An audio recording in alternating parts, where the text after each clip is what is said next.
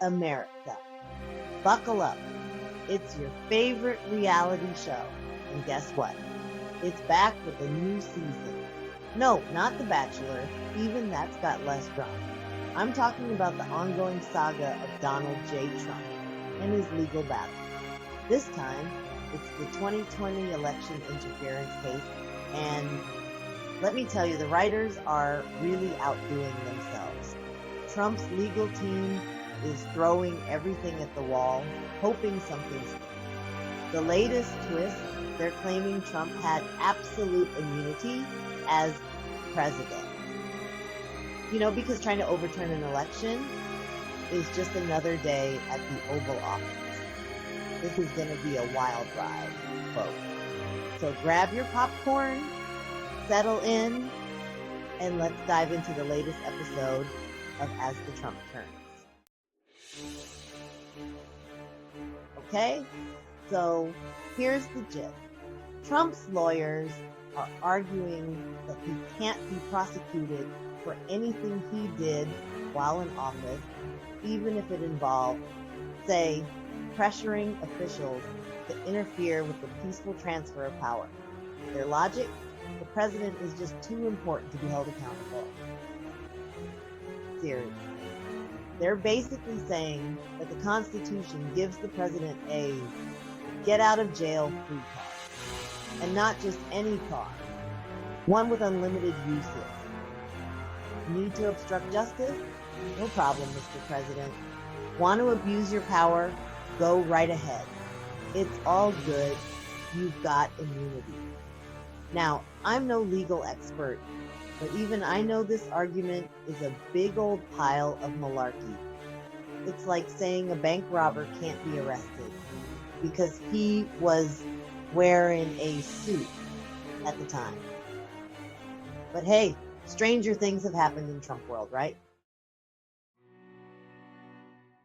Speaking of strange, let's talk about Mike Pence. Remember him? Trump's loyal sidekick? The guy who always looked like he'd rather be anywhere else?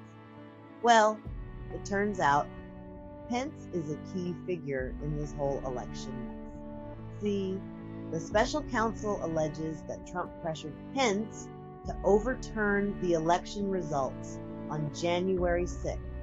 Trump wanted Pence to reject the electoral votes, even though Pence had no legal authority to do so.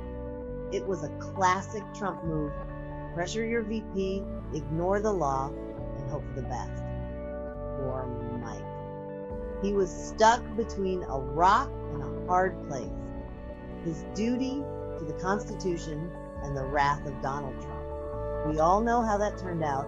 Pence stood his ground, upheld the law, and became public enemy number one in Trump's book. Section 4. The legal experts weigh in. So what do the actual legal experts think of Trump's absolute immunity argument? Well, let's just say they're not impressed. Joyce Vance, former U.S. attorney, called it absurdist and a made-up defense. Others have called it frivolous, baseless, and a desperate attempt to avoid accountability. You get the idea. Even the lawyers who usually defend Trump are struggling with this one. It's like trying to argue that the earth is flat. There's just no evidence to support it. But here's the thing. Trump doesn't care what the experts think. He's playing to his base. The people who believe anything he says, no matter how outlandish, and that's what makes this so dangerous. Section 5. The Supremes and Presidential Power. Now, this whole immunity thing might end up in the Supreme Court, and that's where things could get really interesting. See, the court has ruled on presidential immunity before, and it's complicated. They've said presidents can be sued for things they do in their personal lives. But what about official actions? That's a gray area. If Trump's case reaches the Supremes, they'll have to decide how far presidential immunity goes. Can a president literally do anything and claim immunity? Can they break the law, abuse their power, even try to overturn an election and get away with it? This is a huge deal, folks. The court's decision could have massive implications for the future of American democracy.